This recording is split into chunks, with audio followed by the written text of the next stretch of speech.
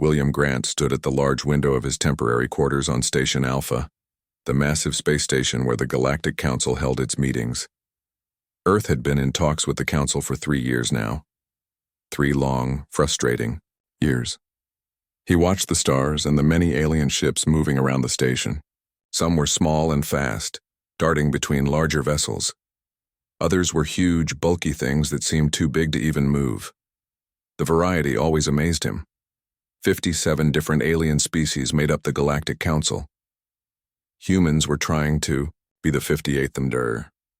Grant sighed and checked his watch. The final negotiation session would start in 30 minutes. His stomach felt tight.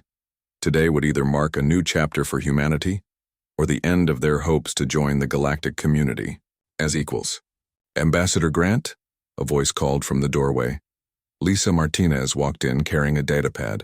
Her dark hair was pulled back neatly, and her blue diplomatic uniform looked crisp and perfect. "The team is ready when you are." "Thank you, Lisa," Grant said. He turned away from the window. "Any last-minute changes from the council?" Lisa's expression tightened slightly. "Just one. The Mavorians have added something to the agenda. They want to discuss Earth's water resources." Grant frowned. "Our water? That wasn't part of any previous talks." "No, sir, it wasn't." Grant walked over to his desk and picked up his own datapad. He scrolled through the final agreement they had prepared. Humans had already agreed to share medical knowledge, limit their military growth, allow inspections of their lunar mining operations, and restrict their expansion to only 5 new star systems over the next 50 years. Each concession had been painful, but Grant had been assured by his superiors that joining the council was worth it. "Let's go," he said. "No point in delaying this." The human delegation walked through the curved hallways of Station Alpha.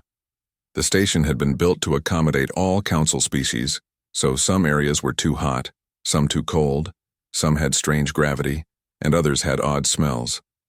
It was a constant reminder that humans were newcomers to a very old and established community. The council chamber was enormous. A round room with seats arranged in rising tiers, like a giant theater. Each species had its own section. The most powerful species, the founding members of the council, sat at the bottom closest to the speaking floor. The newer members sat higher up. The human section was at the very top, with the worst view and poorest sound quality. Another reminder of their status. Grant led his team of 12 diplomats, scientists, and military advisors to their seats. Across the chamber, he noticed several alien representatives watching them closely. Chancellor Xelox, the 6-armed, blue-skinned leader of the council, called the session to order. His voice boomed through the translation devices each member wore. "We gather today to finalize the integration of Species 58 designation humans into the Galactic Council," Xelox announced.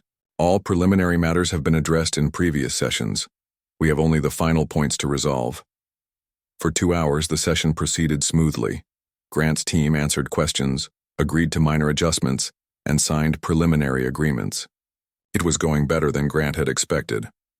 Then Ambassador Cathral of the Mavorians rose to speak. The Mavorians were tall, thin aliens with pale green skin and 3 large eyes that never seemed to blink. They had been one of the more difficult species to deal with throughout the negotiations. "Before we conclude," Cathral said, his voice translated into a high-pitched, slightly mechanical sound, "we must address the matter of Earth's water resources." Grant leaned forward. "Water resources were not part of our agreed negotiation framework." Cathral's 3 eyes focused on Grant. "The Council has determined that all new members must demonstrate their commitment to resource sharing. Earth contains an unusually large amount of liquid water, a valuable resource to many Council species, and," Grant prompted, already not liking where this was heading, "and we propose that Earth place 30% of its ocean water under Council management as a gesture of good faith." The human delegation erupted in whispers. Lisa Martinez leaned toward Grant. "Sir, that's impossible. We can't agree to that." Grant knew she was right. Water wasn't just a resource to humans. It was essential to all life on Earth. giving control of their oceans to alien species who viewed it merely as a commodity to be harvested, would never be accepted back home. Ambassador Cathral, Grant said, keeping his voice level. Water is sacred to humans. Our oceans are not just resources but essential ecosystems that maintain our planet's delicate balance. We cannot place them under external control. Cathral made a dismissive gesture with one of his long four-fingered hands. All species consider some resources important, yet sharing is the foundation of council membership. Perhaps humans are not ready for the sacrifices required for membership. Grant felt something change inside him. A cold clarity replaced his anxiety. He looked around the chamber at the alien faces watching this exchange. Some seemed uncomfortable, others interested, and some, like the representatives from the Zolaxian Empire and Vendari Confederacy, looked almost pleased at this new obstacle. In that moment, Grant realized the truth. These weren't good faith negotiations, they never had been. The powerful council members had no intention of accepting humans as equals. Each concession had only led to new demands. It would never end. Grant stood up, a move that caused murmurs throughout the chamber, since standing during proceedings was considered unusual. Ambassador Grant? Chancellor Zelox questioned. Do you wish to speak? Yes, Grant said, his voice firm. This meeting is adjourned. Confusion rippled through the chamber. I don't understand, Zelox said. We have not concluded our agenda. Yes, we have, Grant replied. He looked at his team and nodded. As one, the entire human delegation stood. Humanity formally withdraws from all negotiations effective immediately. We will be departing council space within the standard week. The chamber erupted into chaos. Some aliens jumped up, others shouted questions, and translation devices struggled to keep up with the sudden flood of different languages. Ambassador Grant, Chancellor Zelox called over the noise. This is highly irregular. We must discuss this. But Grant was already leading his team toward the exit. As they walked through the large doors, Lisa Martinez moved closer to him. Sir, are you sure about this? She asked quietly. The President only authorized us to take a firmer stance, not to withdraw completely. Grant kept walking, his back straight and his eyes forward. Sometimes you have to know when to walk away from a bad deal, he said as the doors to the chamber closed behind them, leaving the sounds of chaos behind. And believe me, Lisa, this was a very bad deal. As they headed back to their quarters to prepare for departure, Grant felt something he hadn't felt in 3 years of negotiations. Relief. Whatever came next would be difficult, explaining his decision to Earth's leadership, dealing with the potential consequences of angering the Council, but at least humans would face it on their own terms.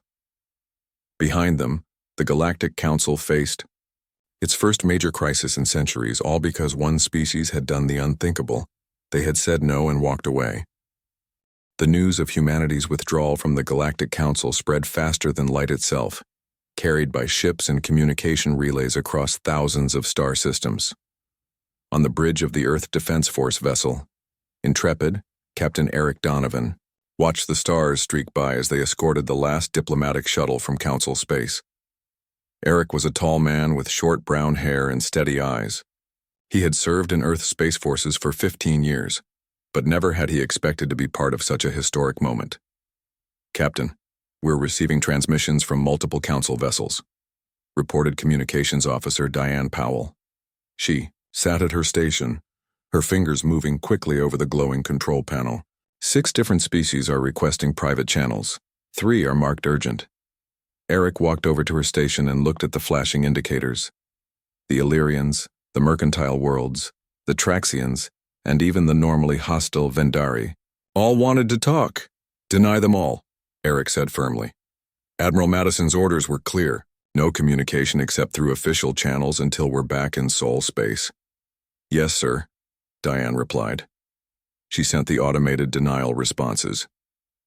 The Vendari ship is moving to intercept our course. They're not on an attack vector, but they seem determined to make contact. Eric returned to his command chair. Maintain course and speed. If they try to block us, go to alert status, but take no aggressive action. The Vendari vessel, shaped like a sharp metallic arrowhead, moved alongside the Intrepid, keeping pace but staying just outside of what could be considered threatening range. "They're still hailing us, sir," Diane said.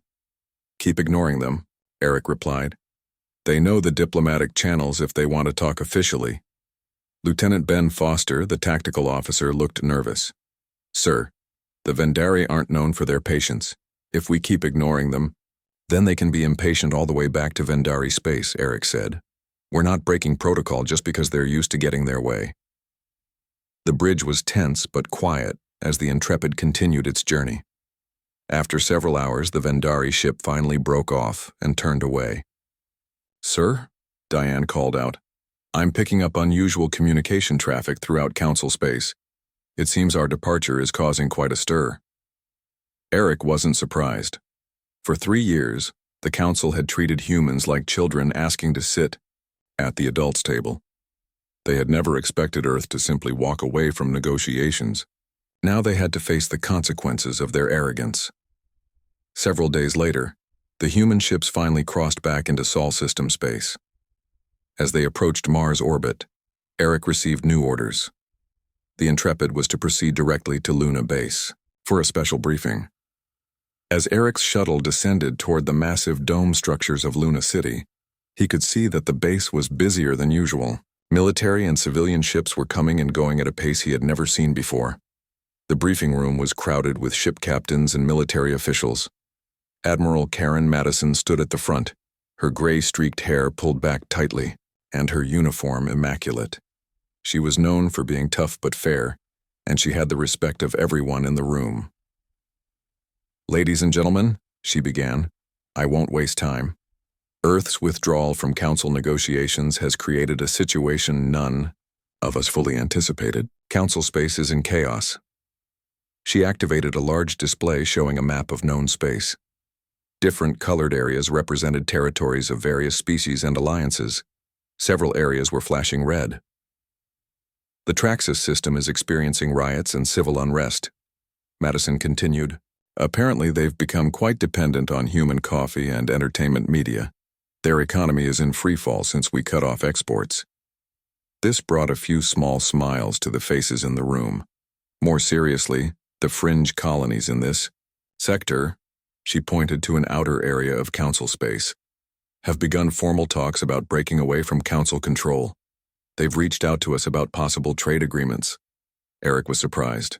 The fringe colonies were newer settlements, often treated poorly by the Central Council powers, but they had never dared to rebel before.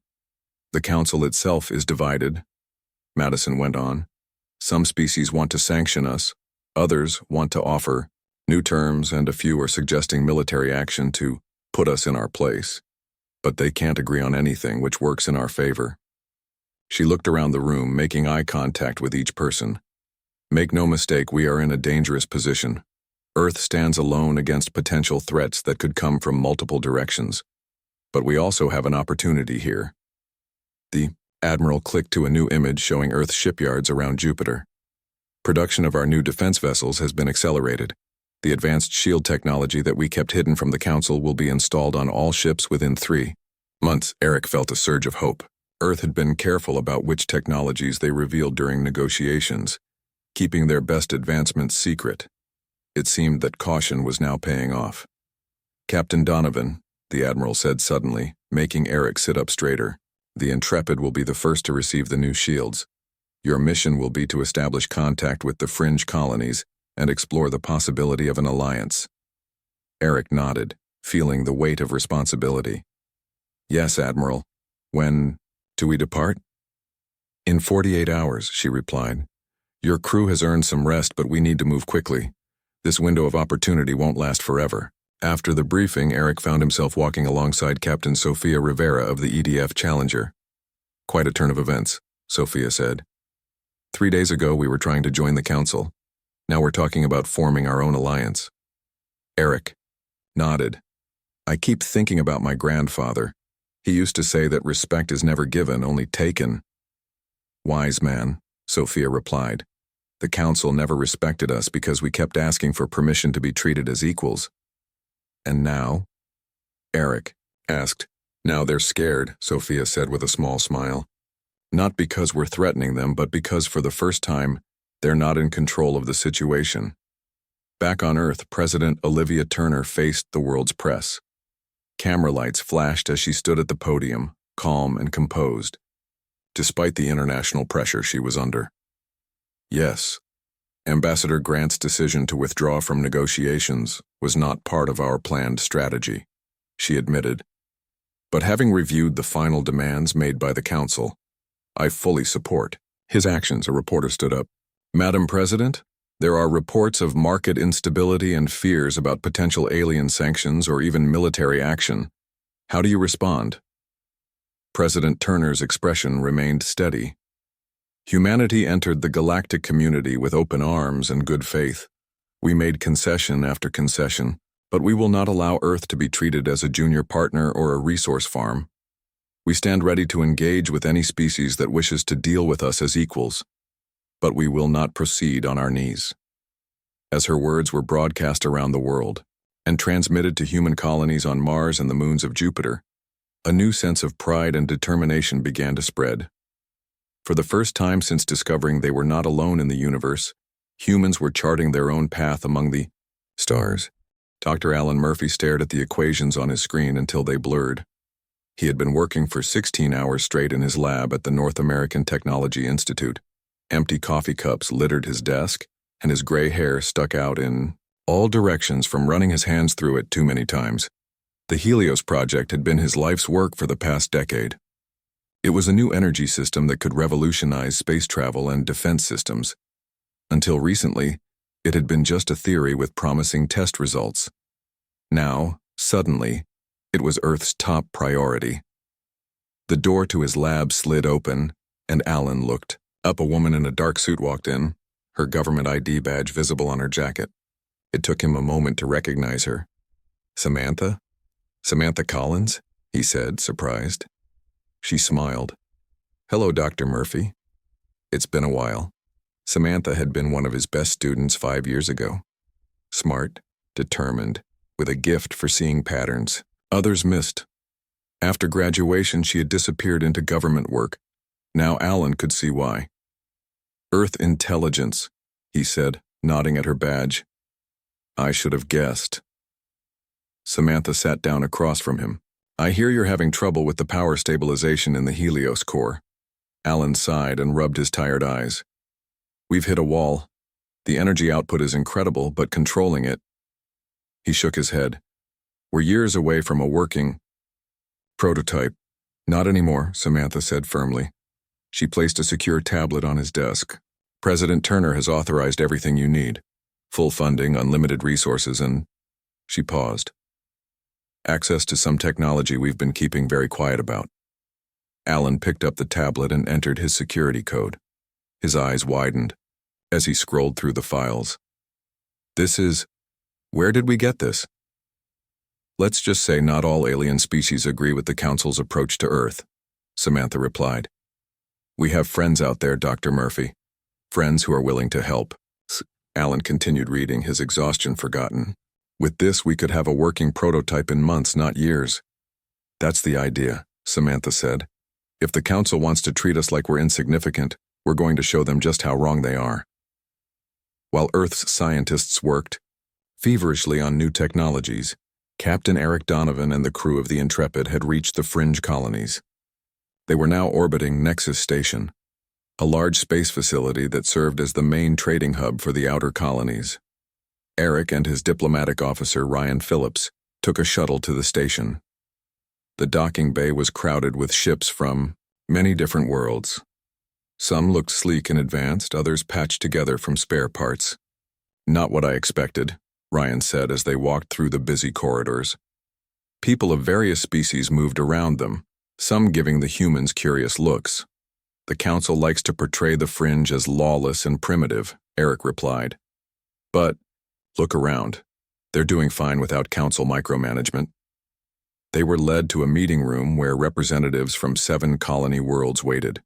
The lead negotiator was a woman named Lara Voss, from the human colony on Avalon. Captain Donovan, she greeted them.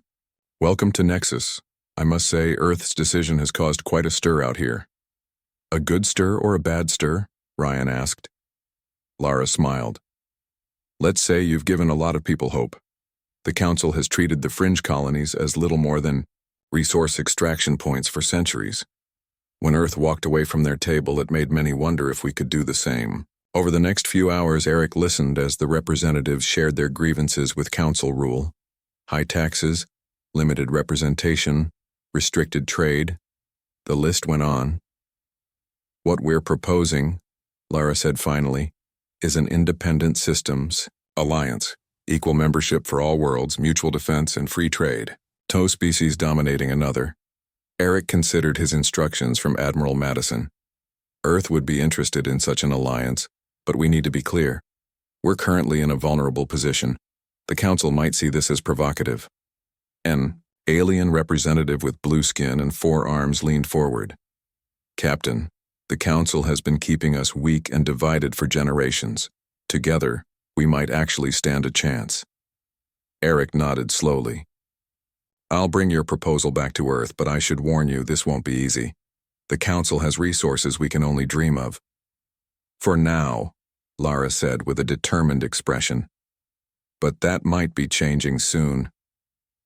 Back on Earth, President Turner received the news of the Fringe Colony's proposal with cautious optimism.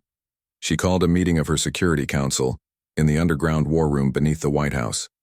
An alliance with the Fringe Colonies could give us the resources and strategic positions we need, said Defense Secretary George Miller. But it will also paint a target on our backs. Jack Reynolds, Director of Earth Security, cleared his throat. Madam President, we've intercepted communications suggesting the Council is deeply divided over how to respond to us. The Zolaxians and Vendari are pushing for military action, but many others fear the economic consequences. And the Helios Project? The President asked. Dr. Murphy reports significant breakthroughs, Jack replied. Initial tests are promising. If it works, as theorized, our ships would be faster and our shields nearly impenetrable compared to current Council technology. President Turner stood and walked to the large window overlooking the underground command center, where analysts monitored communications from across known space. We never wanted conflict, she said quietly. All we wanted was to join the galactic community as equals. Sometimes you have to demand respect, Secretary Miller commented. The Council never would have given it freely. The President turned back to her advisors. Prepare a response to the Fringe Colonies. Tell them Earth accepts their alliance proposal in principle, pending final details. As the meeting ended, President Turner asked Jack Reynolds to stay behind. Jack, what about our intelligence officer on Station Alpha, Kelly Peters? Jack smiled slightly. Still in place. The Council doesn't even realize she's working for us. Her press credentials give her access to most of their sessions. Good. The President nodded. We need to know what they're planning. On Station Alpha, Kelly Peters sat quietly in the observer section of the Council chamber. Unlike most days when different species would mingle and talk before sessions, today the various delegations kept to themselves, speaking in hushed tones. The Galactic Council was in crisis. For the first time in nearly 500 years, members were openly threatening to leave. The human withdrawal had started a chain reaction that was shaking the very foundations of the organization. Chancellor Zelox called the emergency session to order, but the usual formality was missing. The situation has become critical, he announced. The fringe colonies in the Antares sector have formally announced their intention to withdraw from Council authority.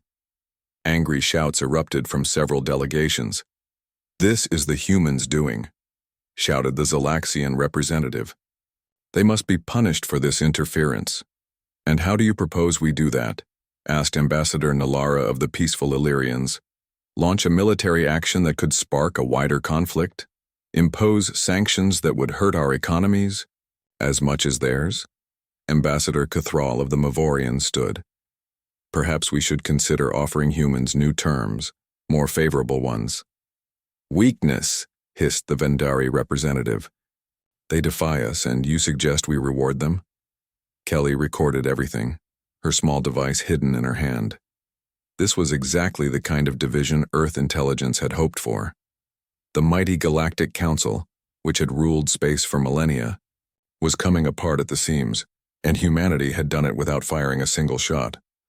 3 months after Earth's withdrawal from the Council negotiations, Dr. Alan Murphy stood in the observation room overlooking the test chamber. Today was the moment of truth for the Helios project. Behind thick safety glass, the prototype sat, on a testing platform. A silvery sphere about 2 feet across, covered in complex patterns that seemed to shift when viewed from different angles. "All systems are ready, Dr. Murphy," said Samantha Collins, who had become his right hand during this accelerated project. Alan nodded, his heart beating faster. "Begin the power-up sequence." Technicians at various stations called out readings as the prototype hummed to life. The sphere began to glow with a soft blue light that gradually intensified. "Power at 20%, called out one technician. "All readings stable," said another. 30%. 40%. Alan held his breath. Previous tests had failed at around 50%. The energy would become unstable, forcing them to shut down. 50% power, the technician announced. Containment fields holding steady. Alan and Samantha exchanged hopeful glances. 60%, 70%. The blue glow had become so bright it was difficult to look at directly. 80%, 90%, 100% power achieved. The room erupted in cheers. Alan felt tears in his eyes. They had done it. The Helios core was stable at full power. "Run the weapons and shield simulations," he instructed once the celebration died down. Minutes later, the results appeared on his screen. The improvement over current human technology was beyond even his most optimistic predictions. Ship speed could be increased by 300%, weapons power by 250%, and shields would be nearly 10 times stronger than anything Earth currently deployed. "We need to inform the President immediately," Alan said to Samantha. She nodded, already, typing on her secure tablet. "This changes everything, doesn't it?" "It does," Alan agreed. The Council thought they were dealing with a primitive species barely worth their attention. They're about to learn how wrong they were. On the other side of the galaxy, the Intrepid was returning from its second diplomatic mission to the fringe colonies. Captain Eric Donovan sat in his ready room, reviewing the final treaty document that would create the Independent Systems Alliance. 17 former Council worlds and colonies had signed on. Combined with Earth and its own colonies, the new alliance would be a significant power in the galaxy. Not as large as the Council, but large enough to be taken seriously. His communications officer's voice came through the speaker. "Captain, we're receiving an urgent transmission from Earth Command. Admiral Madison wants to speak with you." "Put her through," Eric replied. Admiral Madison's face appeared on his screen. "Captain Donovan, I need you to change course. Return to Nexus Station immediately." Eric was surprised. "May I ask why, Admiral?" "The Helios project has succeeded, beyond our expectations. The first production models are ready, and your ship has been selected to receive the initial upgrade. Technicians are already on their way to Nexus." Eric couldn't hide his excitement. "That's great news, Admiral. The treaty signing is in 3 days. We should be able to complete that mission and then proceed with the upgrades." The Admiral's expression grew serious. "That's the other reason for urgency, Captain. Our intelligence suggests the Council has learned about our alliance with the fringe colonies. The Zalaxians and Vendari are pushing for immediate military action to make an example of us before the alliance becomes official." Eric felt a chill. "Do we have time?" "If we move quickly," Madison said. "The Council is still debating. Chancellor Zelox is trying to maintain peace, but the war faction is gaining support. We need the Intrepid upgraded and ready to defend Nexus Station when the treaty is signed." Eric nodded. "We'll make best speed to Nexus, Admiral." After the transmission ended, Eric called his senior officers to the conference room and explained the situation. "We might be heading into conflict," he concluded. "I need every department at full readiness." Lieutenant Ben Foster, the tactical officer, looked worried. "Sir, even with the Helios upgrades, we'd be just one ship against potentially hundreds if the Council decides to attack." True, Eric agreed. But we're not alone anymore. The Alliance worlds have their own ships and Earth is sending reinforcements. Our job is to hold the line until they arrive. And if they arrive too late? Asked Diane Powell. Eric met her eyes steadily. Then we show the Council that humans don't back down from a fight, even when outnumbered. On Station Alpha, the Council chamber had descended into chaos, unlike anything in its long history. Species that had been peaceful allies for centuries were now shouting at each other across the chamber floor. "The humans have violated our most sacred laws," yelled the Zolaxian representative, his scaled skin flushed dark purple with anger. "They have interfered with Council worlds, encouraged rebellion, and now they form a competing alliance. This cannot stand." "And what solution do you propose?" asked Ambassador Nalara of the Illyrians. "War? Against a species that has shown no aggression toward us? They withdrew from our authority," hissed the Vendari delegate. "That alone is an act of defiance deserving punishment." Chancellor Zelox struggled to maintain order. "We must proceed with caution. Military action could escalate into a conflict. That would benefit no one." "Weakness," shouted several voices from the war faction. From her observer seat, journalist Kelly Peters recorded everything. Her position had become increasingly valuable to Earth intelligence as the crisis deepened.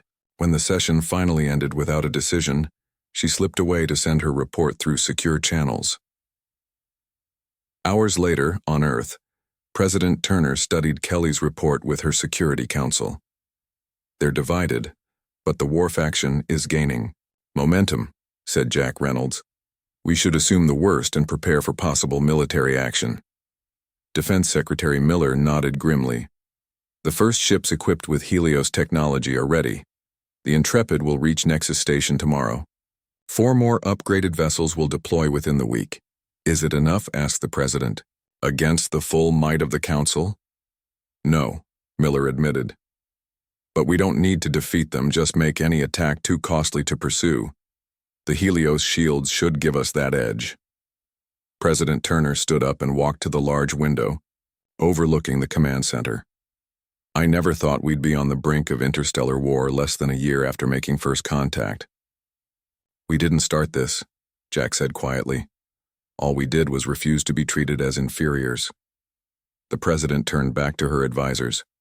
"Send word to Captain Donovan. The treaty signing at Nexus Station is to proceed as scheduled. We will not be intimidated." As the meeting ended, she added, "And activate our emergency broadcast system. The people need to know what's happening." Across Earth, regular programming was interrupted by the President's address. In homes, offices, and public places, people stopped to listen as she explained the situation. "Fellow citizens of Earth," she began, her voice calm but serious, "I speak to you today about events taking place far from our world, but which may soon affect us all. 3 months ago, our diplomatic team withdrew from negotiations with the Galactic Council when it became clear they would never accept us as equals." As she spoke, millions watched with a mixture of fear and pride. Whatever happened next, Earth would face it united. Nexus Station buzzed with activity as representatives from 17 former Council worlds gathered for the historic treaty signing. The massive space station, once a forgotten outpost on the edge of Council space, had become the center of a new galactic order. Captain Eric Donovan stood on the observation deck, watching as the final preparations were made in the main hall.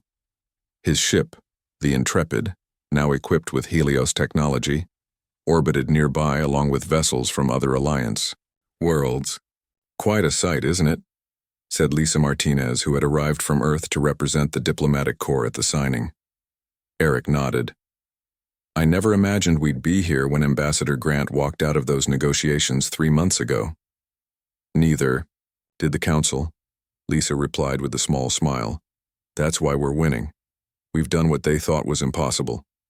The treaty signing was scheduled for 1400 hours station time. At 1100, long-range sensors detected multiple ships entering the system. "Captain to the bridge," came the urgent call on Eric's communicator.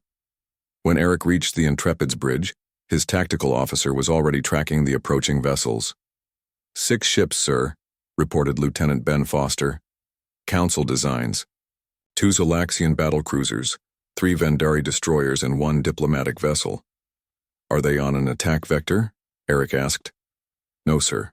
They're maintaining distance but have taken up positions that would allow them to intercept any ships trying to leave the system. Eric studied the tactical display. A show of force, then. They want to intimidate us.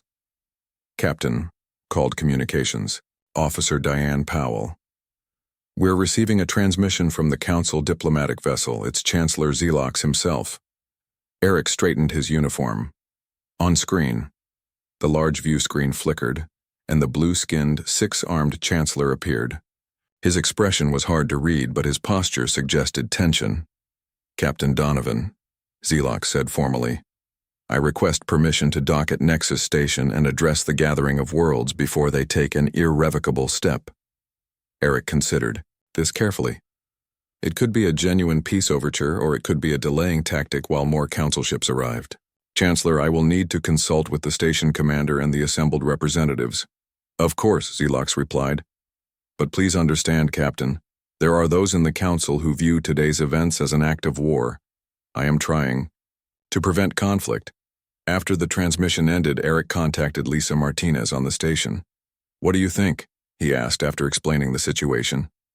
Let him come, Lisa said without hesitation. If he's sincere about peace, we should hear him out. If not, it shows everyone that we tried diplomacy first. An hour later, Chancellor Xelox's shuttle docked at Nexus Station.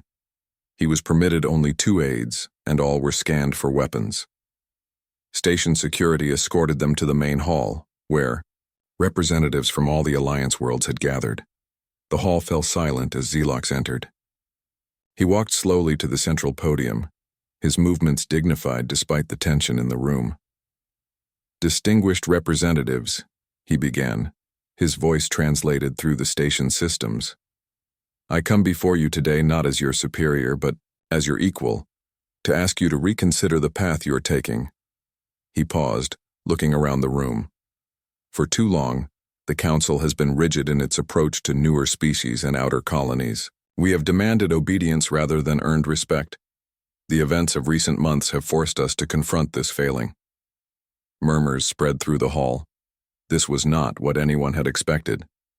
The withdrawal of humanity from our negotiations was a shock that has shaken the Council to its foundations, Xelox continued. Many worlds that have chafed under our governance now look to Earth's example. The alliance you prepare to form today would forever change the balance of power in our galaxy. The Chancellor's third right hand made a gesture of openness, a significant cultural signal. I propose an alternative. Return to the Council not as supplicants but as full and equal members. Every world represented here would have voting rights equal to the founding species. Trade restrictions on the fringe colonies would be lifted. Military autonomy would be guaranteed. Lisa Martinez stood up. Chancellor, while we appreciate your offer, we have heard promises from the Council before. What assurance do we have that these changes would actually be implemented? Xelox nodded as if he had expected this question. I have brought a signed declaration from enough Council members to form a majority vote. The reforms would take effect immediately upon your return. He gestured, and one of his aides presented a data tablet to Lisa. As Lisa reviewed the document, Ambassador Lara Voss from Avalon spoke up. Even if we accept these terms, what about the Zolaxians and Vendari? Their ships outside this station suggest they do not share your peaceful intentions. They are here under my authority, Xelox said firmly. If they were to act against my orders, they would find themselves facing not only your alliance, but also the rest of the Council. They know this. For the next hour, representatives from Earth and the fringe colonies questioned the Chancellor, probing for weaknesses or deceptions in his offer. To everyone's surprise, his answers remained consistent and his concessions genuine. Finally, Lisa Martinez asked for a recess to discuss the offer privately among the Alliance representatives. In a separate chamber, heated debate broke out. It's a trap, insisted one colony leader. Once we're back under their authority, they'll find ways to restrict us again. But the reforms he's offering are exactly what we've been fighting for, argued another. Equal representation, trade, freedom, military autonomy. Lara Voss looked to Lisa. What does Earth think? This all started with your withdrawal. Lisa considered carefully before answering. Earth doesn't seek conflict. We never wanted to stand apart from the galactic community. We only wanted to be treated as equals. And now they're offering that, Lara noted. After further discussion, the representatives reached a decision. They returned to the main hall where Chancellor Xelox waited patiently. Lisa Martinez took the podium. Chancellor, we have considered your proposal. The worlds represented here are willing to return to the Council under the conditions you've outlined, with one addition. Xelox tilted his head. And that would be? The reforms must be enshrined in a new Council charter, one that cannot be changed without unanimous consent from all member worlds. The Chancellor was silent for a moment, then nodded slowly. That is acceptable. 6 months later, Ambassador William Grant stood once again in the Galactic Council chamber.